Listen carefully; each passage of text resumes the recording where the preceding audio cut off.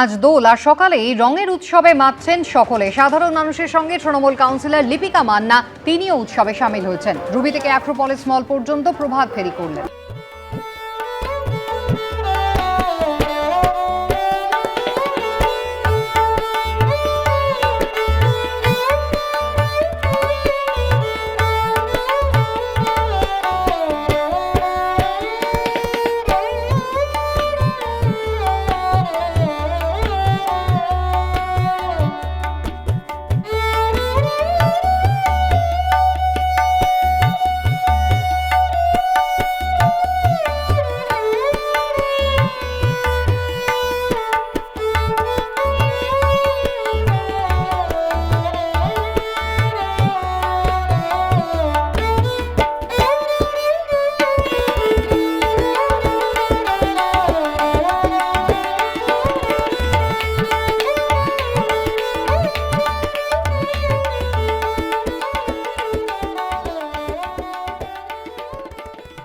দিদি, আপনি তো নিজে নাচের শিক্ষিকা, আজকে কিরম লাগছে? কাউন্সিলর আবার ভালো লাগছে, ভীষণ ভালো লাগছে।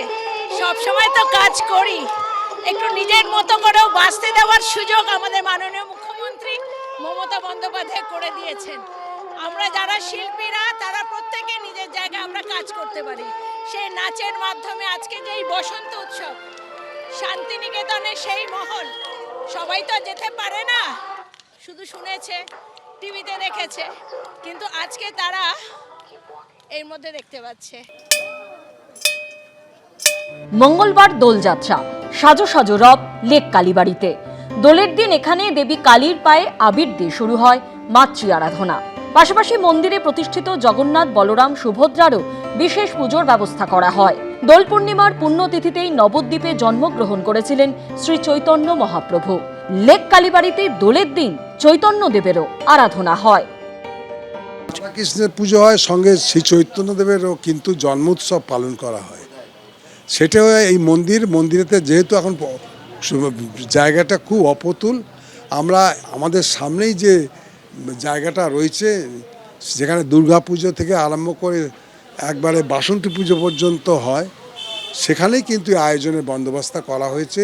এবছরও তার অন্যতা হবে না। মহাসমারোহে রাধাকৃষ্ণের যেমন দোললীলা চলবে, ফাঁক খেলা হবে। আমাদের পূজ্যপাত গুরুদেব শ্রী শ্রী হরিপদ চক্রবর্তী এই জিনিসটা আমাদের ওইভাবেই শিখিয়েছিলেন। ওই দিনকে মায়ের পায়ে আমরা আবির দিয়ে তারপরে ফাঁক খেলা শুরু করি। এইটাই হচ্ছে লেক কালীবাড়ির বৈশিষ্ট্য এবং লেক কালীবাড়ির আচার। প্রতি বছরই দোলের দিন প্রচুর ভক্ত সমাগম হয় লেক কালীবাড়িতে।